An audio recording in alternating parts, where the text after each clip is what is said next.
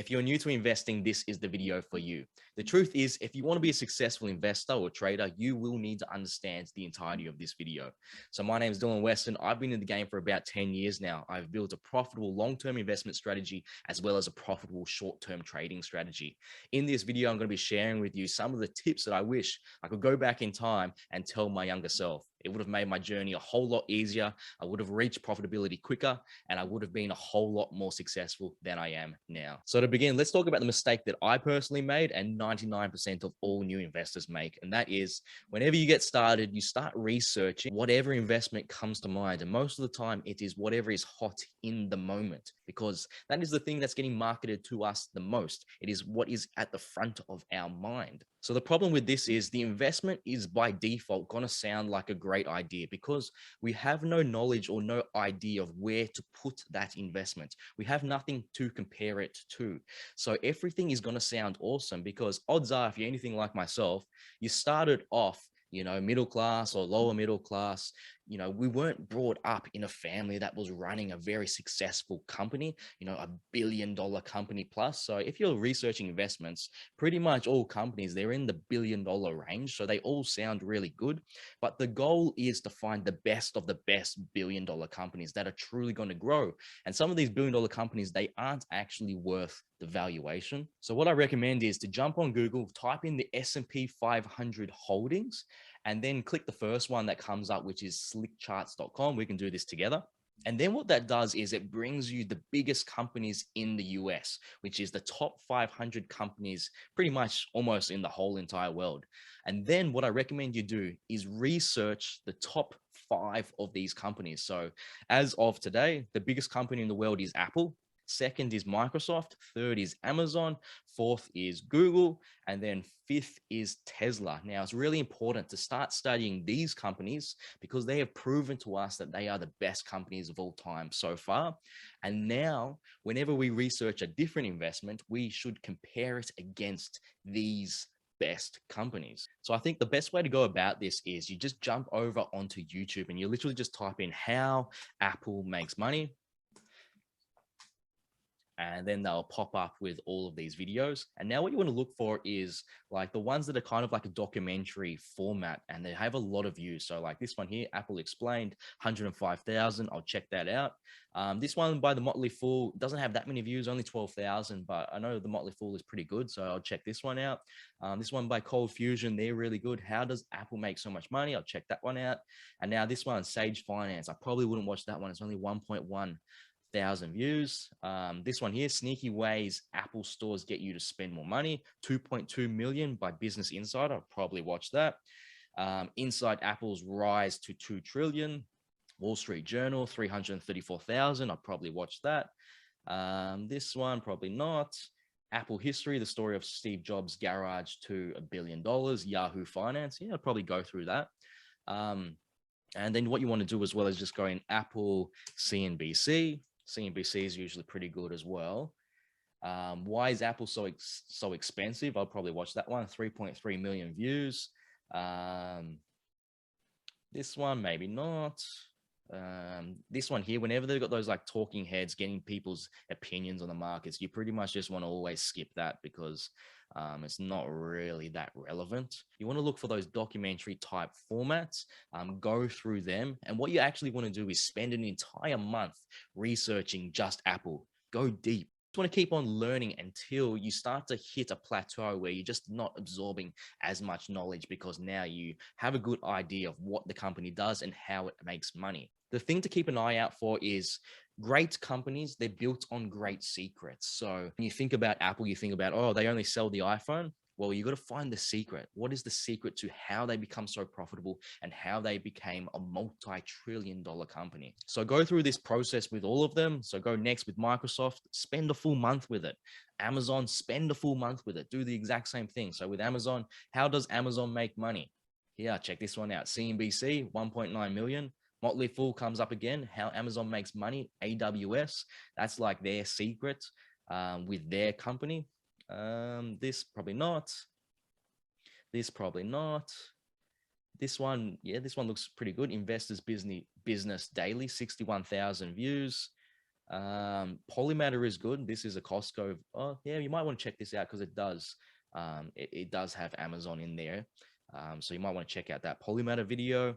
Now, after you've studied these top 5 companies, you'll have a great understanding of what a good company actually is. So whenever your friends or family start talking about investments, you just compare it against these top 5 companies, and you'll start to realize like they don't even come close. So then straight away you can just kick it to the side and just ignore that type of investment. So during this research process, and just for like the future as well, it's a great habit to use this website here, Investopedia. Kind of use it as like your dictionary. Whenever you come across some sort of terminology or some sort of like stock market jargon, just type it in the search bar, Investopedia, and there will be articles on it explaining exactly what it is. So this is such a helpful tool. I use it even to this day. It's really important with self-study. So what you want to learn next is market capitalization. All that is just the fancy name for the total value of a company. So the way you work that out is just getting the total amount of shares, timesing that by the current price of those shares, and you'll get the total value of the company. This is super important because you can find great assets, but those assets are just mispriced and the value of those current assets are just way too expensive. And then go through and study all of the different ways to value companies. You want to figure out what is expensive, what is not, and find out your method of understanding valuations.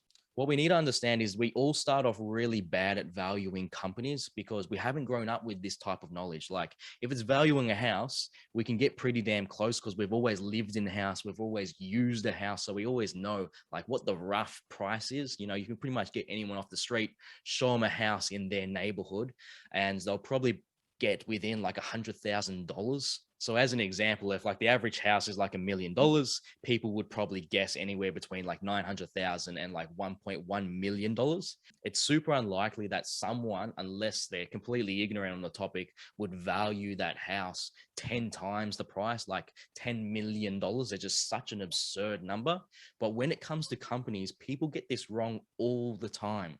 Like if a company is actually worth only $1 billion, people can value it at $10 billion.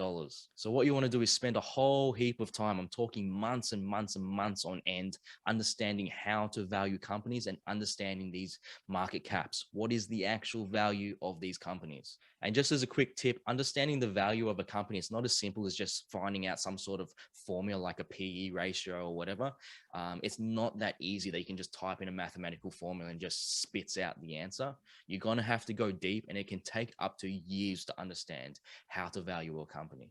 Something that can also happen is like you actually never get good at valuing companies. And if that's the case, that is kind of actually like myself. Like I have a rough idea about the value of a company, but I'm not super accurate. Someone that is super accurate, or that's their edge, is someone like Warren Buffett. And if you find out you're like myself, then you want to find an investment strategy like dollar cost averaging that can help you bypass your lack of knowledge. Another tip with market caps is if you're into cryptocurrencies, then go check out the market caps of these cryptos and compare them to companies that are producing a real good, a company that is actually a productive asset. And I bet you'll be mind blown on some of these cryptocurrency market caps. They don't make any sense. Another quick tip with market caps is usually it takes investors a few years to find a price that they can agree upon for these valuations of these companies. So as an example, if there's a company that has just recently done an IPO, it can take about 5 years until that volatility starts to ease off. And that goes for the cryptos as well. I assume for like the first 5 years that they're extremely